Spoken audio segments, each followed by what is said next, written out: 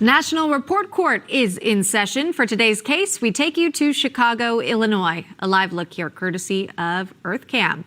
We bring you here because a Chicago man is now taking legal action after his name and photos were included in a disparaging post on a Facebook group called "Are We Dating the Same Man?" How about that? The group is a network of 200 Facebook pages with more than 3.5 million members focused on sharing dating stories and experiences nationwide. I didn't even know this existed, but there it is. So this man here, Nico D'Ambrosio, said the group has ruined his reputation, now suing for $75 million for defamation. We're taking up the case for National Report Court today with Erin Elmore. She's an attorney. Barack Lurie, trial attorney as well. For the purposes of today's segment, Erin, if you don't mind representing Mr. D'Ambrosio, who feels he's been wronged on this website, and Barack, if you can defend the numerous women and the tech companies named in the suit, including Facebook, that group there. So let's dive into it with you. Here we have the screenshot of alleged messages in the group that was submitted in the lawsuit. One person writes, quote, "I went out with him a few times just over a year ago. He told me what I wanted to hear until I slept with him. Then he ghosted. I'd steer clear." Another person writing, quote, "He's been posted here before. The poster said he sent her a slew of texts calling her names because she didn't want to spend the night with him. I just searched and this was on November 2nd, so take a look." So again, Erin, starting with you, is this defamation or is this freedom of speech?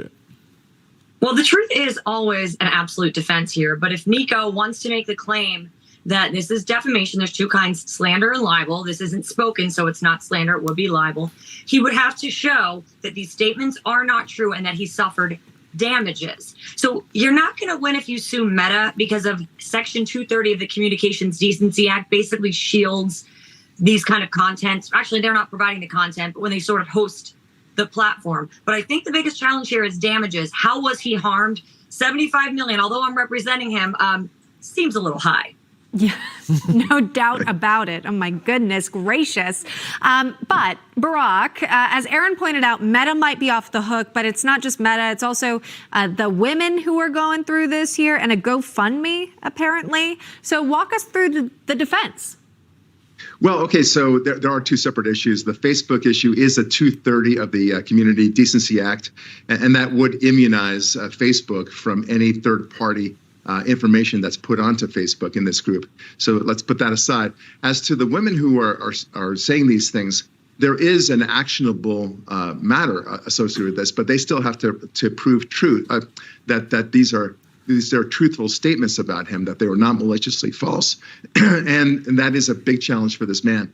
Yeah, I mean, I feel you on that. Erin, I want to bring you back into this one here. So you've got to help us represent D'Ambrosio, the man here, the clingy, it was posted that he was clingy.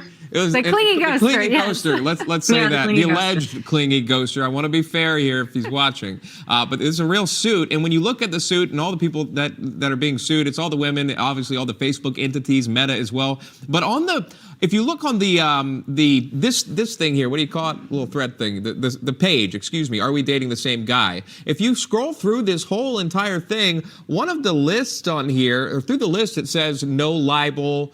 Don't screenshot anything from this group. That happened, right? We showed you a screenshot. We didn't do it. But that was what was submitted. Follow the guidelines for posting in this group. It talks about defaming someone or posting bad things as you scroll through it here. No personal info, doxing, or outside contact. Not judging men. No libel, defamation of character. So talk to me about that. D'Ambrosio knows that's all in there, but he's still taking up this case against Facebook here. How do you win a defamation suit like this for this man here? I mean, it's difficult. And also, they have that disclaimer on there, but that disclaimer is not a legally binding contract. There's not an offer, an acceptance, consideration. So he could argue that although those are terms, he never accepted those terms. And also, the other thing is he's a private citizen. So someone like Donald Trump, for example, he is a public figure. So his standard would be New York Times actual malice, meaning these statements were made with actual malice. Since this guy is a private person, he doesn't have to go to that level. So the bar is lower for him. Again, Meta, I don't think that's going to be a claim that he wins because of that Section 230 of the Communications Decency Act, which shields them for liability. But I think, I would tell my dear client, Nico, the alleged clingy ghoster, perhaps just ask these women in a legal letter if they could take these statements down. That would be a lot less stressful. It would be less of a tax on the judicial system.